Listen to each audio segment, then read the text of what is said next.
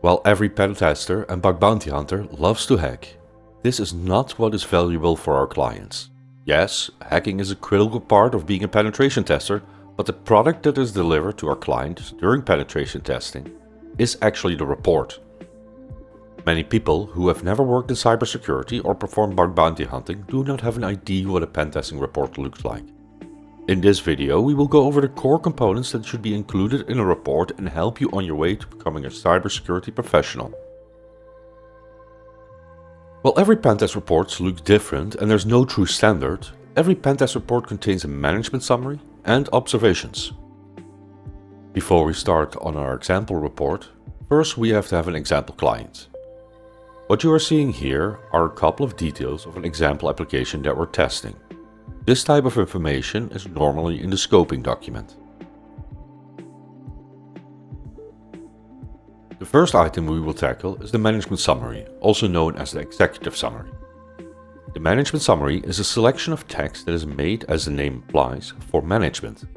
This means that the text should be written in a clear manner aimed at non-technical readers. The first item that is usually added in the management summary is a section of text outlining the reason for the pen test, its goals, and the application that was tested. Writing a short outline about what the application does is often put here. Most of the details in this outline can be obtained from the client itself, since it's one of the questions that should be asked during scoping. Next item are the key observations. These are the observations that pose the largest risk and impact for our client. Usually the top 3 highest observations are listed. Remember, the text needs to be readable for non-technical managers. This means that it's important to explain the vulnerability in a short and to-the-point text. This is because managers don't have the time to read a large list of detailed observations, nor do they have the technical know-how. The risk of the observation is decided by what the client finds important in the application that is tested. It means that sometimes the risk is higher or lower than expected. The observation should explain the issue and the impact for the business if it gets successfully abused or exploited. It should also include a recommendation to remediate the vulnerability. Finally, we include an overview that gives management a risk rating of the entire environment. This posture of the environment is usually rated according to a risk scale.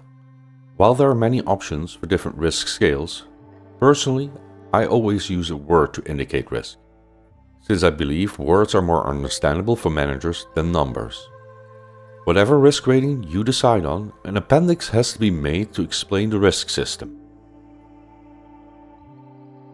The next section in the report is the technical section.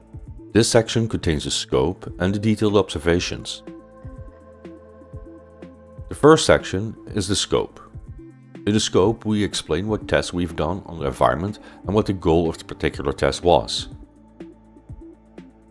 For example, we might have a section here about the web application test and an infra test we've performed on the environment.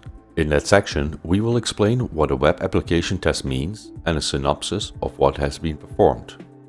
This section also contains a full list of in-scope items. These scope items have an IP address or a host name, a description of what the server is used for, and what kind of server it is: a development server, pre-production server, or a production server. Now we can finally get to the meat of the report, the observations. In this video we will only show a single observation, but as you can imagine there could be many observations in a single report. Just like the management summary can be written in many different ways, so can observations. The commonly used components that most observations have are the name, risk score or CVSS, a root cause, targets affected, description, impact, recommendation, reproduction steps, and of course a screenshot. Let's write a quick observation about an SQL injection. We'll start at the top, the name. The name of an observation should describe the issue. While sometimes we can use an observation name that directly refers to the issue, such as name field vulnerable to SQL injection, it's often better to have a standard observation name for most observations, such as application vulnerable to SQL injection. While this description is less accurate, It allows us to build up a list of standard observations with standard text.